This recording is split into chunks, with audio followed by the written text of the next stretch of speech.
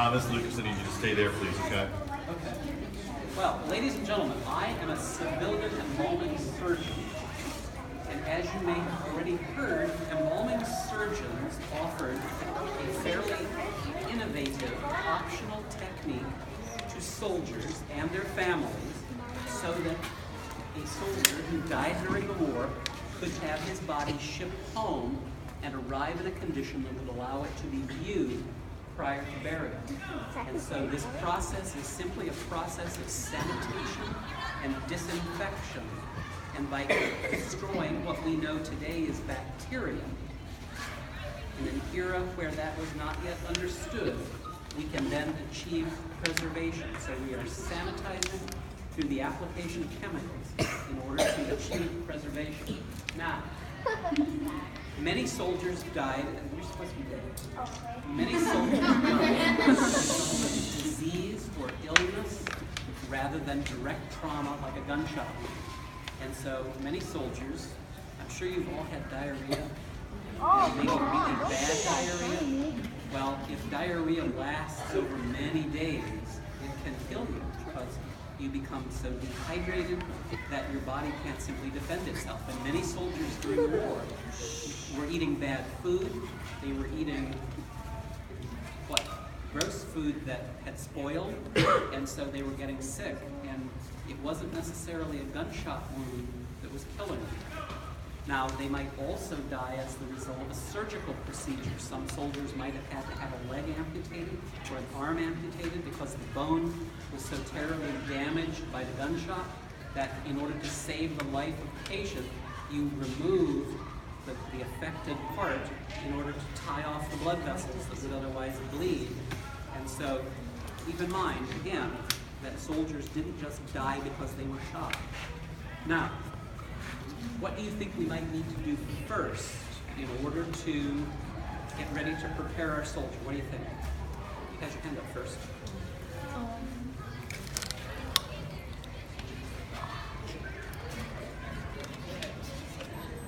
What?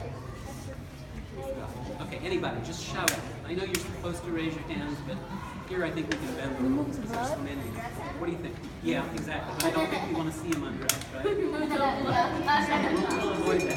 Okay, what do you think next we need to do? Remove the organs out of the No, we don't take any organs out. No, we leave the organs in. What? Drain the blood out. No, we don't drain the blood. Blood stays in the body. It gets trapped in the venous side of the circulatory system. Don't you think it would be an important thing to check and make sure he's not okay? Yeah. Okay, so what do you think I have here? Exactly. Have you seen one of these? So we use the stethoscope like the doctor uses the stethoscope today to check and see whether or not we can detect any heartbeat. Heartbeat tells us that we have circulation, blood circulating through the body. So I might listen for heartbeat. I might also listen for breathing or respiration.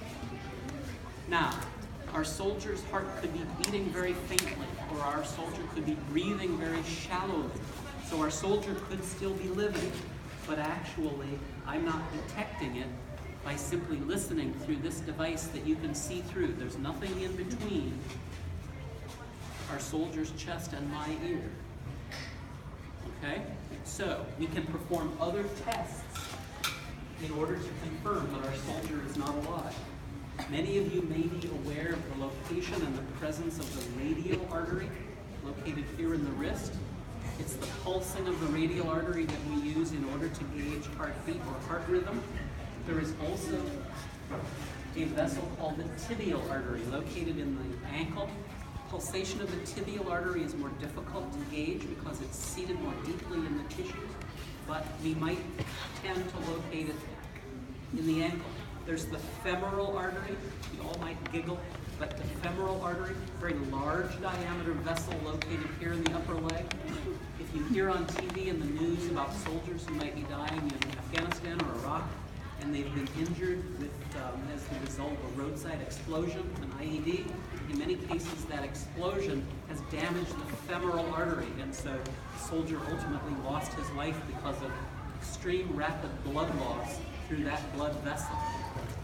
There's also the brachial artery located here in the upper arm, parallel to the biceps.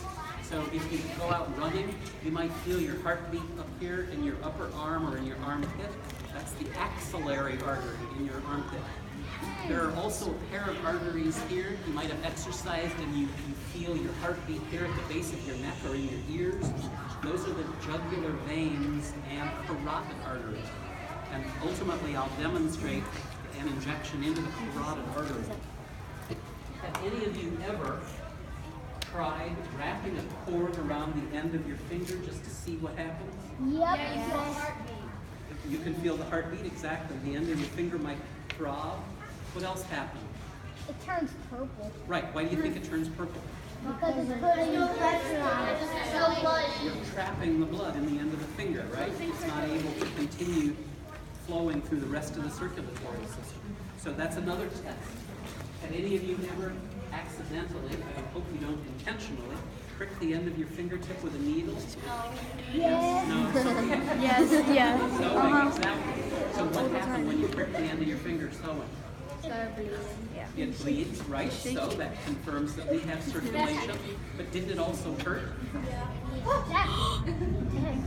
You can tell, you can scream like all you want if you wish, but it should really hurt. I could make it bleed if I wanted to, but I'm not.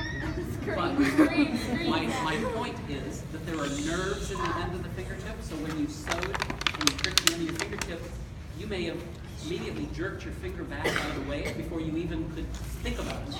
Well, if our soldier can't speak, is unable to speak, or is comatose, or in a condition where he cannot speak, the finger might still jerk back involuntarily because of the nervous system. Okay, so a little bit of science here. Now, we're going to test for respiration. I'm going to see what you know about respiration. Do you have any thoughts how I might use a small mirror? Sneeze, make him sneeze. Not yet. You got the right answer. That's the feather. The feather might make him sneeze. What do you think if we tickle the end of his nose, he might sneeze? Yeah. Do you know why he sneezes if we tickle the end of his nose? Because allergies. What? I think it's just that the nervous system doesn't really like it or something like Now, that. there are nerves in the end of your nose that are sensitive. Yeah. And so if they get stimulated, you might sneeze. And the sneezing is the body's reaction to be able to remove the irritation that might be causing the sneeze. Okay, back to the mirror. What do you think we're observing? We're not necessarily looking for something. eyes. No, not his eyes. His nose? Nose. What do you think we might do with his nose? Mouth, nose. Both Look are good inside it. answers. No, not ears. Think in terms of when you might take a hot shower, the mirror in the bathroom fogs up, right? Oh, it's breathing. You could hold the mirror in front of his mouth or under his nose, and if he's breathing, the warm, moist breath will react with the cool surface of the glass, and it will fog up the glass. So you can either hold your breath or you can breathe, but it might take a lot of breath. But anyway, we would look to see whether or not there's fogging on the surface of the glass. He wants to see what's coming next. What do you think we could do with matches? Light it on fire! Light it on fire! We don't really want to light him on fire. Do it! Ladies and gentlemen, He's too young to do that. Because I might drop it and then we have real problem. And I don't have fire significant. Do what we need to do. So this is a horror show. So I light a match, I apply it to the skin's surface. Have any of you gotten too close to a hot stove? Ladies, maybe I put my hand on curling it. iron? Okay, what happened? It burns. It makes a mark. Didn't it blister maybe? If you had it there too long?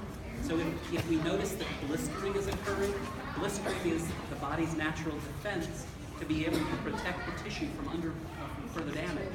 So if we notice that blistering is occurring, the body is still showing signs of life.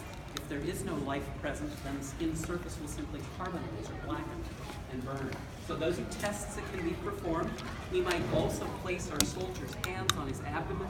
So if there is to be any potential for discoloration, especially in the nail beds, the fingernail beds, that will naturally migrate out of the tissues and in the arm, into the arms, out of sight.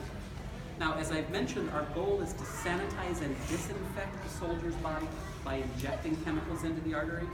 We also, as a goal, want to be able to send our soldiers' remains home for viewing that allow them to arrive in a condition that will be pleasant for viewing. So if I were to apply sutures or stitches in order to close the eyelids, in order to maintain that concept of death being a period of rest, it would not only be unpleasant, you're already showing me that you don't like that idea, it would be unpleasant to view, but the sutures, the stitches might actually pull out of and damage the tissues in the eyelids, which would be, again, unpleasant to view. And so we want to avoid that unpleasantness and any additional trouble.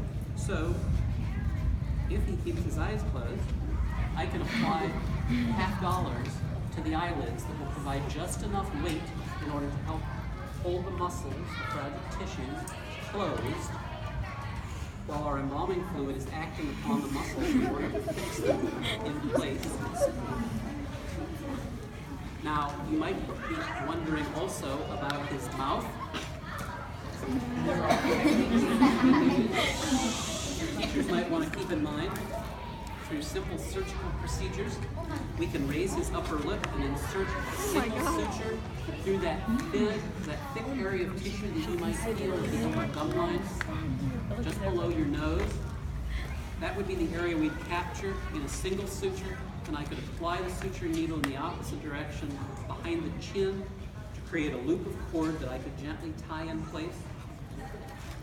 Procedure that your teachers might really want to know is more of a surgical suturing process where you apply sutures alternately upper and lower lip all the way across full width, and then you can just grab the opposite ends of the cord real tightly, and it creates a very firm closure. Okay? Gonna kill us? What? That'll be the assignment on Monday. What?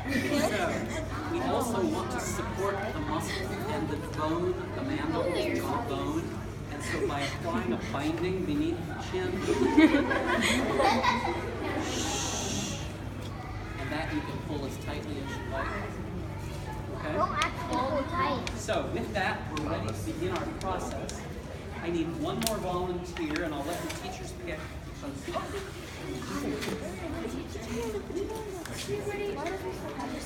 You're welcome, yep.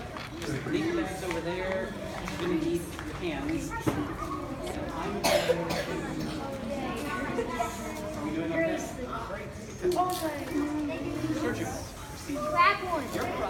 Your part of the process is very important because you'll see why I'm going to need an extra pair of hands. So if you'll pick our injection reservoir up off the table or off the bench, you'll want to grab the reservoir and bring it up here to the table and just make sure it doesn't fall off. I'm going to re-thread our aneurysm.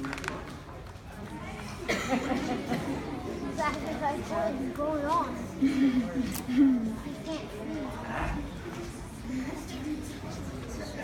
Normally I have this set up. Which hand are you ready with?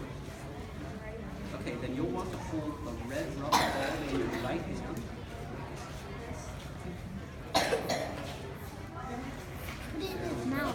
Okay, very simple surgical procedure. Are you comfortable with blood?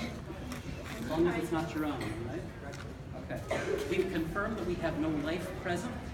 I might massage the tissues in the area where we're going to create the incision for injection, simply to move the blood out of the capillaries and trap the blood further into the venous side of the system.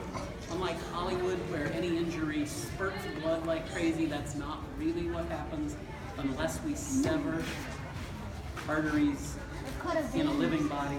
Cut a vein, exactly. So you're correct. The blood is trapped in the venous side of the system. So we inject into the right common carotid artery because the right common carotid is the first major arterial vessel branching off of the aorta. After the aorta has exited the heart, we want to inject as closely as we can to the heart because we know that the heart is the center of the circulatory system, right? Okay, so we create an incision, we massage